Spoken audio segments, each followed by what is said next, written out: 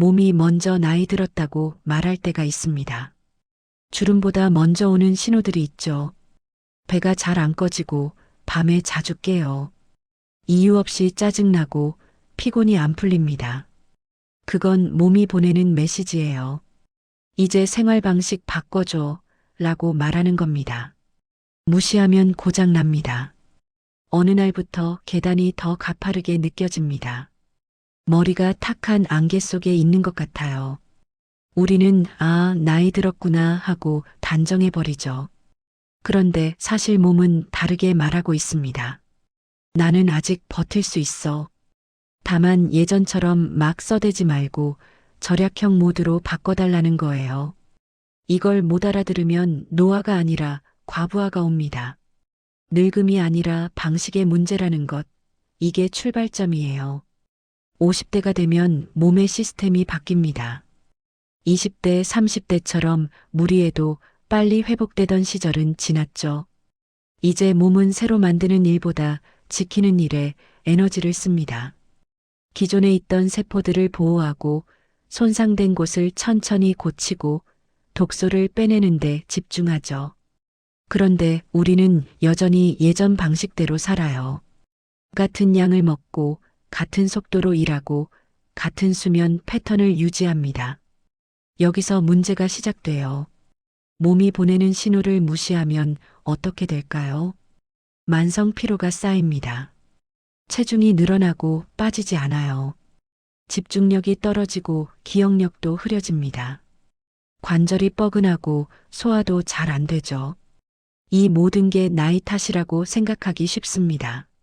하지만 실제로는 몸이 새로운 운영 방식을 요구하는 건데 우리가 그걸 못 들어주는 거예요. 중년의 몸은 고속도로에서 국도로 바뀐 상태입니다. 속도는 느려졌지만 여전히 목적지에 갈 수 있어요. 다만 운전 방식을 바꿔야 합니다. 급가속 급정거 대신 부드러운 속도 조절이 필요하죠.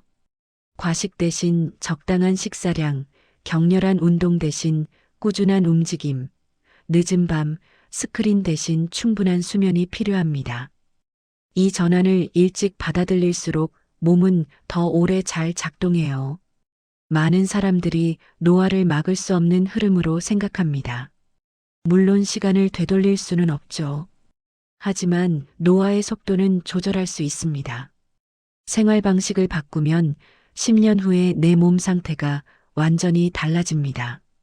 같은 60대인데 어떤 사람은 40대처럼 활기차고 어떤 사람은 70대처럼 지쳐 보이는 이유가 여기 있어요. 차이는 유전자가 아니라 습관입니다. 지금부터 소개할 방법들은 특별한 게 아닙니다. 거창한 운동 프로그램도 비싼 영양제도 아니에요. 그냥 몸의 언어를 이해하고 그에 맞춰 사는 겁니다. 몸이 천천히 가자고 하면 속도를 줄이고 쉬자고 하면 쉬어주는 거죠. 이렇게 협력하면 몸은 우리를 배신하지 않습니다. 오히려 더 오래, 더 건강하게 함께 갑니다. 나이 듦은 선택이 아니지만 어떻게 늙을지는 선택할 수 있어요. 50이 넘으면 몸의 우선순위가 바뀝니다. 새로 만드는 일보다 지키는 일에 에너지를 쓰죠. 그런데 우리는 30대 먹던 양을 그대로 넣습니다. 냉장고가 꽉 차 있으면 새 음식이 들어갈 자리가 없어요. 위를 조금 비워두면 몸은 그 여유로 수리와 해독을 시작합니다. 생각해 보세요. 아침부터 빵, 점심에 국수, 저녁에 밥, 간식으로 과자까지 먹습니다. 하루 종일 소화하느라 바쁜 거예요. 몸은 언제 정리 작업을 할까요? 밤에 자면서 해야 하는데 자기 직전까지 먹으면 그것조차 못합니다. 결국 쌓이기만 하죠. 체중도, 피로도, 염증도 전부 쌓입니다. 특히 흰 밀가루, 하얀 빵, 달달한 음료는 자리만 차지하는 손님이에요. 영양은 별로 없고 혈당만 확 올립니다. 그러면 인슐린이 과잉 분비되고 몸은 지방 저장 모드로 들어가죠. 이게 반복되면 내장 지방이 쌓이고 대사가 느려집니다. 살이 안 빠지는 이유가 여기 있어요. 그럼 어떻게 해야 할까요? 한 끼에 80%만 먹으면 됩니다. 배가 부를 때까지 먹지 말고 조금 덜 찬 느낌에서 숟가락을 내려놓으세요. 처음엔 허전할 겁니다. 하지만 30분만 기다리면 포만감이 올라와요. 뇌가 배부르다고 인식하는데 시간이 걸리거든요. 저녁 양을 줄이는 것도 중요합니다. 저녁은 하루 중 활동량이 가장 적은 시간이에요. 많이 먹어봤자 소모할 기회가 없습니다. 그냥 뱃속에서 무겁게 있다가 지방으로 변하죠. 저녁을 가볍게 먹으면 다음날 아침 얼굴이 확 가벼워집니다. 붓기도 빠지고 눈도 또렷해져요. 탄수화물은 계단 내려가듯 서서히 줄여야 합니다. 갑자기 끊으면 의지력만 소모되고 오래 못 가요. 대신 밥 양을 조금씩 줄이고 빵 대신 고구마로 바꾸고 면 요리 횟수를 줄여보세요. 몸이 천천히 적응하면서 탄수화물에 대한 의존도가 낮아집니다. 의외로 이것만 해도 효과가 큽니다. 체중이 조금씩 빠지고 혈당이 안정되고 낮에 졸리는 게 줄어들어요. 소화기관도 쉴 시간이 생기니까 기능이 회복됩니다. 몸이 가벼워지면 마음도 가벼워져요. 많이 먹는 게 건강한 거라고 생각하는 문화가 있습니다. 하지만 중년 이후엔 반대예요. 덜 먹는 게 더 건강합니다. 몸에게 여유를 주는 거죠. 그 여유가 곧 수명이 됩니다. 사람 몸에는 눈에 안 보이는 뒷문이 하나 있습니다. 장벽이에요. 이 문이 단단하면 나쁜 것들은 못 들어옵니다. 영양소만 선택적으로 흡수하고 세균이나 독소는 차단하죠. 건강한 장벽은 몸의 첫 번째 방어선입니다. 그런데 가공식품을 많이 먹으면 이 장벽이 얇아져요. 항생제 잔류물, 살충제 뿌린 채소, 방부제 가득한 음식들이 장 점막을 손상시킵니다. 문에 구멍이 생기는 거죠. 그러면 소화 안 된 음식 찌꺼기나 세균 조각들이 피 속으로 스며듭니다. 몸은 이걸 침입자로 인식해요. 그래서 전신에 염증 반응이 일어나죠. 이 염증이 어디로 갈까요? 관절로 가면 관절통이 됩니다. 피부로 가면 트러블이 생기고 뇌로 가면 우울감이나 멍한 느낌이 와요. 소화불량, 두통, 만성 피로도 다 여기서 시작될 수 있습니다. 원인을 모르고 이것저것 치료하다 보면 시간과 돈만 낭비하죠. 그래서 답은 단순합니다. 장을 튼튼하게 만들면 됩니다. 덜 가공된 것을 먹으세요. 통곡물, 신선한 채소, 자연 상태에 가까운 음식들이요. 농약을 덜 뿌린 유기농이면 더 좋고요. 비싸다고요. 그럼 일반 채소라도 흐르는 물에 잘 씻으면 됩니다. 발효식품은 장의 보약입니다. 김치, 된장, 요거트, 청국장 같은 것들이요. 이런 음식엔 유익균이 살아있어요. 이 균들이 장에 들어가서 나쁜 균과 싸우고 장벽을 두껍게 만들어줍니다. 매일 조금씩 먹으면 장 환경이 완전히 바뀝니다. 마늘, 양파, 대파도 중요해요. 이런 걸 프리바이오틱스라고 부릅니다. 유익균의 먹이가 되는 거죠. 이걸 먹으면 장 속 좋은 균들이 활발해집니다. 번식도 잘하고 장벽 유지도 잘해요. 매 끼니마다 이런 재료를 하나씩 넣어보세요. 그리고 물을 충분히 마셔야 합니다. 물이 부족하면 장 점막이 마르고 변비가 생겨요. 변비는 독소를 몸에 오래 머물게 합니다. 하루 1.5리터에서 2리터 정도 마시면 장이 부드럽게 움직입니다. 장이 편해야 기분도 편합니다. 세로토닌이라는 행복 호르몬의 90%가 장에서 만들어지거든요. 장이 건강하면 마음도 밝아집니다. 우울하고 짜증나는 게 단순히 성격 문제가 아닐 수 있어요. 장을 먼저 돌봐보세요. 단 게 왜 문제냐고요. 달콤함 뒤에 숨은 진실을 알면 놀랄 겁니다. 설탕은 우리 몸의 단백질과 붙어서 녹슨 쇠처럼 굳게 만들어요. 이 과정을 당화라고 부릅니다. 혈관도, 피부도, 눈도, 신경도 이렇게 늙어갑니다. 당화가 진행되면 피부 탄력이 떨어집니다. 주름이 깊어지고 피부가 누렇게 변해요. 혈관벽이 딱딱해지면서 고혈압 위험이 커지죠. 눈의 수정체가 뿌옇게 변하면 백내장이 생기고 신경이 손상되면 당뇨합병증으로 이어집니다. 설탕 한 스푼이 이런 결과를 만듭니다. 나는 많이 안 먹는데요, 라고 생각할 수 있어요. 하지만 커피에 매번 한 스푼씩 넣고 간식으로 비스킷 먹고 식후에 과일 주스 마십니다. 하루에 조금씩이지만 1년이면 18kg, 10년이면 180kg이 쌓여요. 상상이 가나요? 탄산음료는 최악입니다. 500ml 한 병에 각설탕 15개 분량이 들어있어요. 한 번 마실 때마다 혈당이 급상승합니다.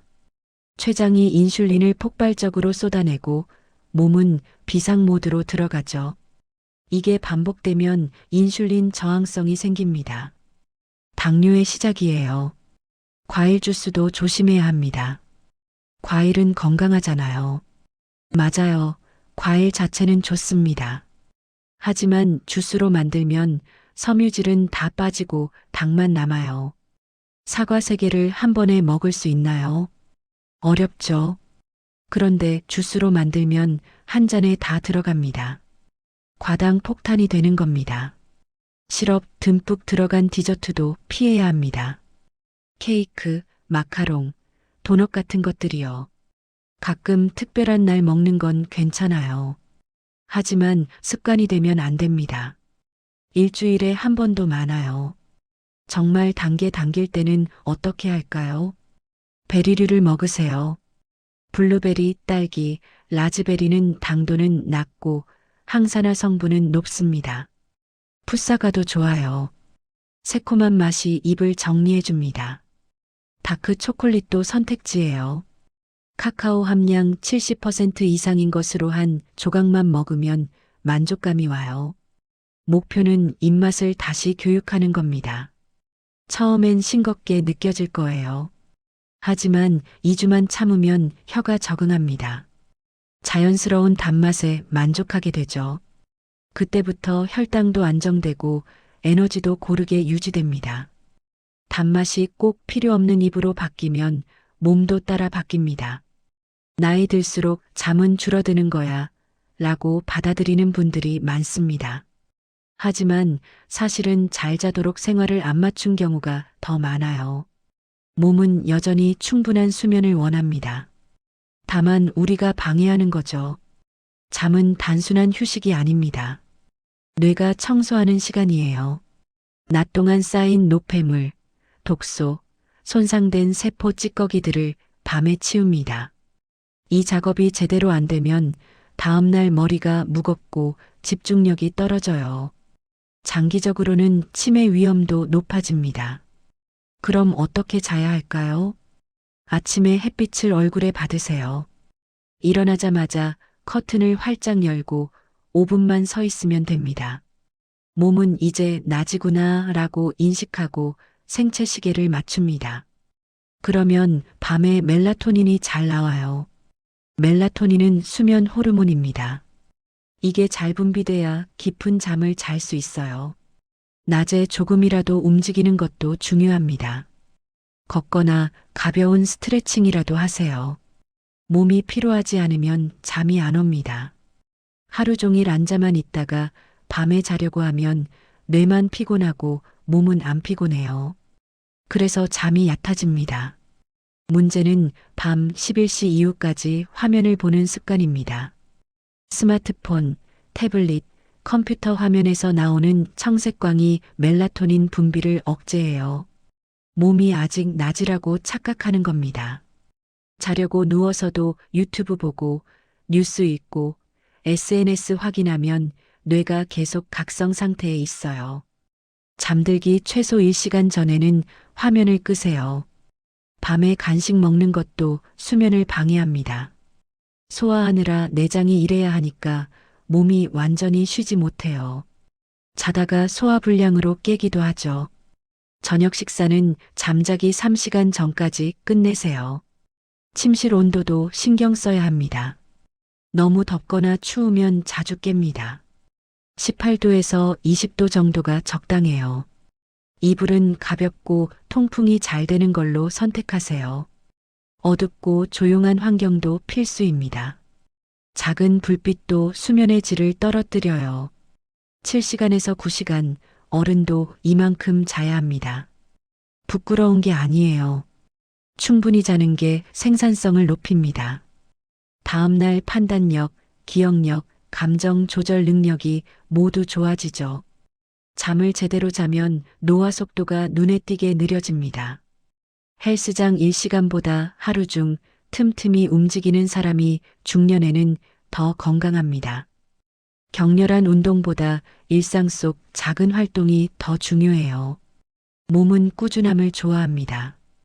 엘리베이터 대신 2층만 계단으로 올라가세요. 아침마다 이렇게 하면 한 달이면 습관이 됩니다. 처음엔 숨이 차고 힘들 거예요. 하지만 일주일만 지나면 한결 수월해집니다.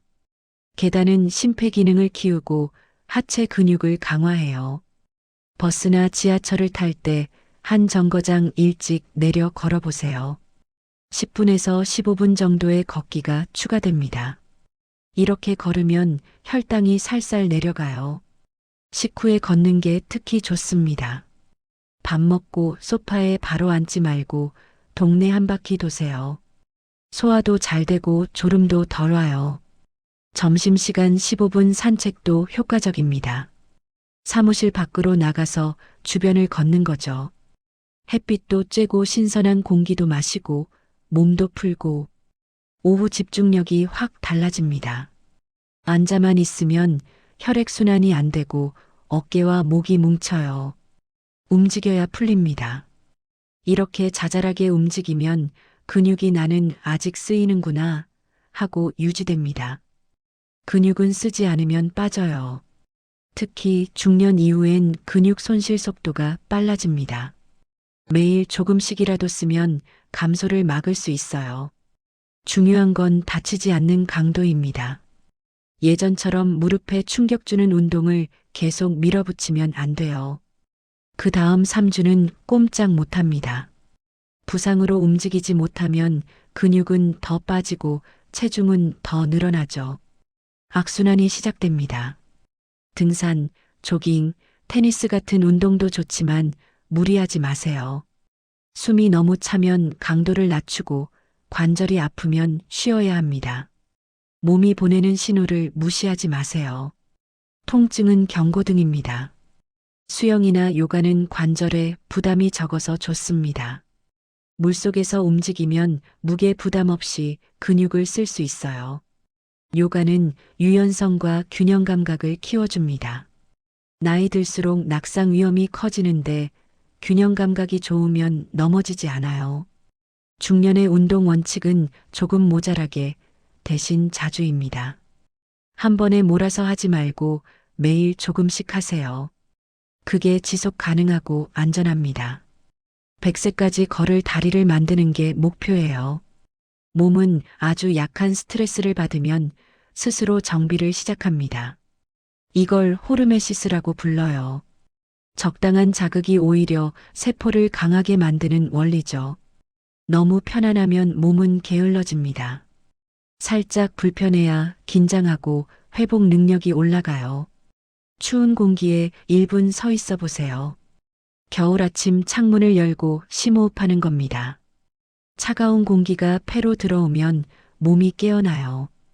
혈액순환이 빨라지고 면역세포가 활성화됩니다. 추위에 짧게 노출되는 건 신진대사를 촉진해요. 따뜻한 샤워 뒤에 찬물로 30초 마무리하는 것도 같은 효과입니다. 처음엔 충격적이지만 익숙해지면 상쾌해요. 혈관이 수축했다가 이완되면서 탄력이 좋아집니다. 피부 톤도 밝아지고 붓기도 빠져요. 다만 심장이 약하거나 혈압이 높으면 조심해야 합니다. 아침을 건너뛰는 짧은 단식도 방법입니다. 하루에 12시간에서 14시간 정도 공복을 유지하면 몸이 정리 모드로 들어가요. 손상된 세포를 분해하고 재활용하는 자가포식 작용이 활발해집니다. 이게 노화를 늦추는 핵심 메커니즘이에요. 단 무리하게 굶으면 안 됩니다. 스트레스 호르몬이 치솟고 근육이 분해될 수 있어요. 편안한 수준에서 해야 합니다. 저녁을 7시에 먹고 다음날 아침 9시에 먹으면 14시간 단식이에요. 이 정도면 부담 없죠. 물은 충분히 마시고 몸이 힘들면 바로 먹으세요. 가끔 숨이 찰 정도의 빠른 걷기도 좋은 자극입니다. 인터벌 운동이라고 하죠. 3분 천천히 걷다가 1분 빠르게 걷고 다시 3분 천천히 걷는 식이에요. 심박수가 오르락 내리락 하면서 심폐 능력이 향상됩니다. 지방 연소 효과도 높아요. 여기에 아침 햇빛까지 받으면 완벽합니다. 햇빛은 비타민 D를 만들고 생체 시계를 맞춰줘요. 낮에는 힘이 나고 밤에는 졸린 자연스러운 리듬이 생깁니다. 계절 변화에도 적응을 잘하게 되죠. 이런 작은 자극들은 몸에 정리 좀 해 라는 신호를 줍니다. 세포가 낡은 부분을 버리고 새로운 구조를 만들어요. 젊음을 유지하는 비결은 편안함이 아니라 적당한 긴장입니다. 너무 세게 하면 오히려 해가 되니 불편하지만 버틸 만한 수준에서 멈추세요. 자연의 리듬을 빌리는 겁니다. 계절 변화, 온도 변화, 공복과 포만, 긴장과 이완. 이 흐름 속에서 몸은 스스로 균형을 찾습니다. 우리는 그냥 기회를 주면 돼요. 나이가 들수록 소화력과 활동량이 줄어듭니다. 그런데 여전히 새끼를 꼬박꼬박 먹으면 몸은 힘들어요. 소화하느라 에너지를 다 쓰고 정작 회복할 여력이 없어집니다. 하루 2끼로 깔끔하게 먹고 그만 먹는 게 몸에는 쉬워요. 아침을 거르든 저녁을 가볍게 하든 본인에게 맞는 방식을 선택하세요. 중요한 건 공복 시간을 충분히 확보하는 겁니다. 12시간 이상 비우면 몸이 지방을 에너지로 쓰기 시작해요. 체중 관리에도 도움이 되고 인슐린 감수성도 좋아집니다. 저녁은 잠자기 3시간 전까지 끝내야 합니다. 늦게 먹으면 소화가 덜 된 채로 잠들게 되고 수면의 질이 떨어져요. 속도 더부룩하고 다음날 아침 입맛도 없죠. 저녁을 일찍 먹으면 아침에 배고픔을 느낍니다. 이게 정상이에요. 단백질은 절대 빠뜨리면 안 됩니다. 나이 들수록 근육 합성 능력이 떨어지니까 더 신경 써야 해요. 매 끼니마다 손바닥만 한 크기의 단백질을 넣으세요. 생선, 닭가슴살, 두부, 달걀, 콩류가 좋습니다. 고기만 단백질이 아니에요. 근육을 쓰는 운동도 일주일에 2번은 꼭 해야 합니다. 물건 밀기, 밴드 당기기, 스쿼트, 플랭크 같은 것들이요. 무거운 거 들어 자랑하려고 하지 마세요. 90세의 다리를 상상하면서 지금을 운동하는 겁니다.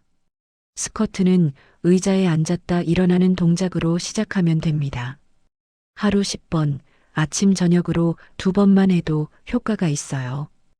허벅지 근육은 몸에서 가장 큰 근육이라 여기가 튼튼하면 대사량이 올라갑니다.